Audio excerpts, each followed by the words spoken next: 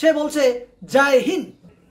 শুয়োরটা কি বাংলাদেশের নাগরিক না? সে কি আপনার ভারতের নাগরিক নাকি?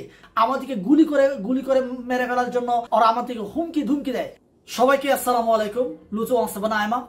আপনারা সকলে জানেন সন্তু লারমাকে নিয়ে যখন আমি কথা বলি সে বাটপার, চিটার, রাজাকার, রাষ্ট্রদ্রোহী, তখন আপনারা আমার কমেন্টে এসে গালাগালি করেন। আজকে এই সন্তু লারমার দোসর বাটপারের এজেন্ট চাকমা উগ্র জাতির কিছু পোস্ট আপনাদের দেখা যাচ্ছে কিনা আপনি বলেন। এখানে কি লেখা আছে? মনোজিৎ জুম্ম সে বলছে জয় হিন্দ। ঠিক আছে, জয় হিন্দ মানে কি? শুয়োরটা কি বাংলাদেশের নাগরিক না? সে কি আপনার ভারতের নাগরিক নাকি? সে বাংলাদেশের আলো বাতাসে পরে খেয়ে বড় হয়ে সে ভারতের দালালি করছে। এই দালালিতে কে শিখিয়েছে বলেন? এই দালালিতে শিখিয়েছে সেই সন্তু লারমা। এই সন্তু লারমার বিরুদ্ধে আমরা যখন কথা বলি আমাদেরকে গুলি করে মেরে ফেলার জন্য, আমাকে গুম করার জন্য ওরা আমাদেরকে হুমকি ধুমকি দেয়। এই হুমকি মুখে আমাদের জীবনটাকে গাছের আগায় তুলে রেখে আমরা এইরকম দেশদ্রোহী মানুষের বিরুদ্ধে আমরা কথা বলে যাচ্ছি।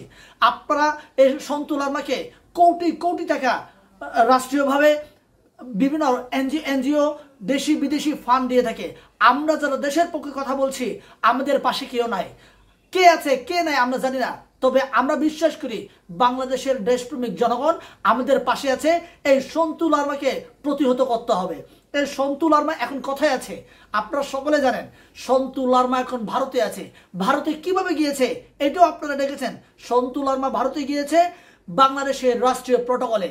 তাকে বাংলাদেশের মিডিয়াগুলো হাইলাইট ফলাও করে প্রচার করেছে, কিন্তু আমাদের কথাগুলো কোন স্যাটেলাইট মিডিয়া, সেই আওয়ামী লীগের দালাল মিডিয়াগুলো এখনো আমাদের বক্তব্যগুলা এখনো প্রচার করে না, আমাদেরকে এখনো ডাকে না। তার একমাত্র কারণ আমরা দেশের পক্ষে কথা বলছি, আমরা ভারতের বিরুদ্ধে কথা বলছি, ভারতের আগ্রাসনের বিরুদ্ধে কথা বলছি।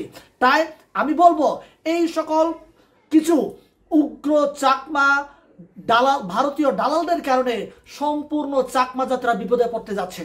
তাই চাকমারা যদি আজও বুঝতে না পারে, সন্তু লারমা থেকে শুরু করে এই মনোজিৎ জুম্মের মতো কুলাঙ্গার চাকমাদের জন্য পুরো চাকমা জাতি আজকে বাংলাদেশের মানুষের কাছে একটা উগ্র জাতি হিসেবে পরিচিত লাভ করার জন্য তারা কাজ করে যাচ্ছে। তাই আমি উদাত্ত আহ্বান জানাবো এই পার্বত্য চট্টগ্রামের যে সকল চাকমা ভাইরা আছেন, আপনারা এখনো ভুল জায়গায় আছেন। আপনারা শুধরে আসেন। আঞ্চলিক সংগঠন ত্যাগ করে আপনারা এই পার্বত্য চট্টগ্রামের মানুষের অধিকারের জন্য কথা বলেন। আমরাই কথা বলছি, আমরাই দাবিদার।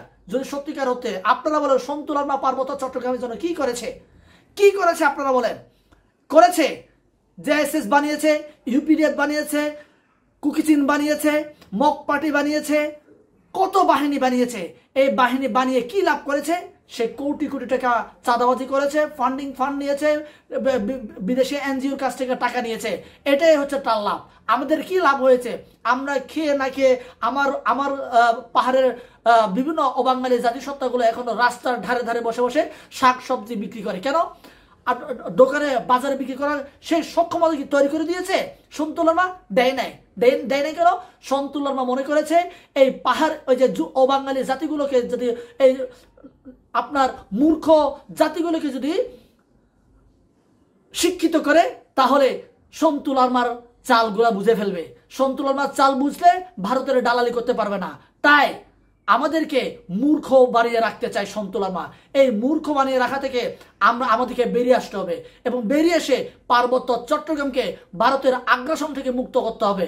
ভারত আমাদেরকে মেধাশূন্য করার জন্য এই পার্বত্য চট্টগ্রামকে তাদের দখলে নেওয়ার জন্য পায়তারা করে যাচ্ছে। তাই আমাদের সকলকে দল মত নির্বিশেষে, জাতি ধর্ম নির্বিশেষে একযোগে বাঙালি অবাঙালি সবাইকে ঐক্যবদ্ধ হয়ে সন্তু লারমার মতো ভারতীয় দালালদেরকে, ভারতীয় এজেন্টদেরকে আমাদের প্রতিহত করতে হবে।